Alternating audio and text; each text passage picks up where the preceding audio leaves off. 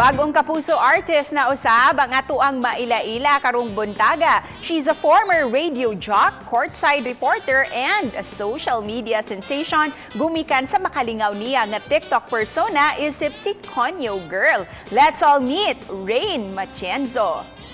Maayong morning, Rain! Welcome to GMA Regional TV Live. Hello, good morning. Maayong buntag. Rain, we'd like to know, why were you named as TikTok's Conyo Girl? And in your own words, what is Conyo ba? I became TikTok's Conyo Girl.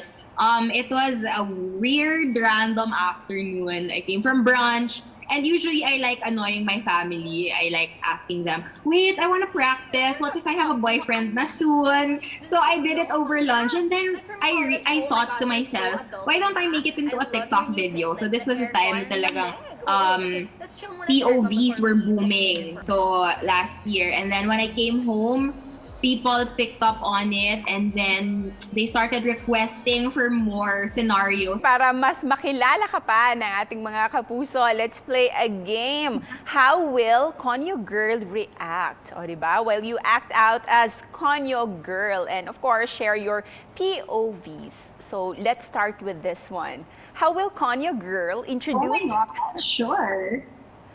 First one, how will Conyo Girl introduce herself to our Kapuso viewers all over Central and Eastern Visayas? Oh my gosh! Hey guys, it's me, that Conyo Girl. What's up? Like, what's happening na ba there to like Central and Eastern Visayas? You know what? I really want to visit. So can you let me know what are the best spots there? Text me, ha? And how will Conyo Girl react when she was offered to be part of GMA Artist Center? I was like, oh my gosh, sir, you're kidding. You're kidding, ha? Are you for real? Oh my gosh, I can't believe I'm a kapuso finally.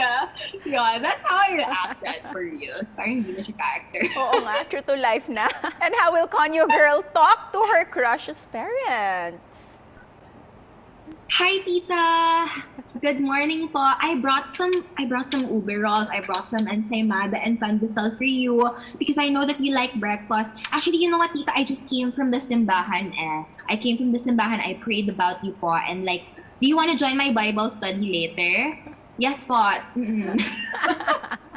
Ang bait, ang bait. Diyos.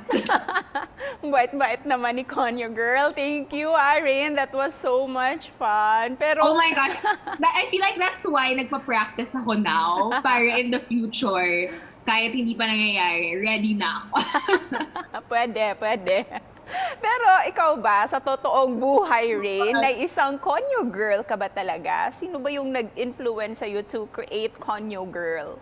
I think it's a facet of my personality. I became Conyo in college, but when I'm home, I'm just me. Gusto naming malaman, Rain, paano ba nagsimula ang journey mo bilang isang kapuso? September, when my videos picked up, one of the talent recruitment specialists saw my videos, and then he remembered na I saw this girl, nag-audition siya. So it kind of just all came together.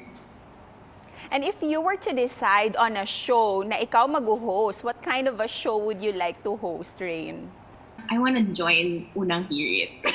So, yon, I guess I haven't been really thinking about creating a show for myself, but rather being a part of something so established and a staple sa mga bahay ng Filipinos. Acting is something that I'm interested in. Hopefully, I can be partners with...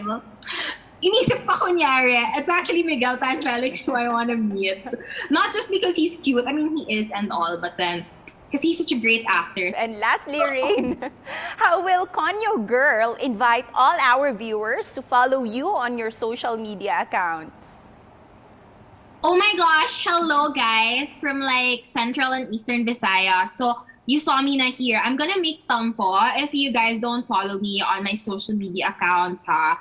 I saw you, like you right now. I see you, we're making eye contact, diba? Follow me on TikTok naman. It's at Rain Matienzo. Actually, for all my social media accounts, for Instagram, Twitter, and Facebook, it's all Rain Matienzo. So I'll see you there, ha? Promise?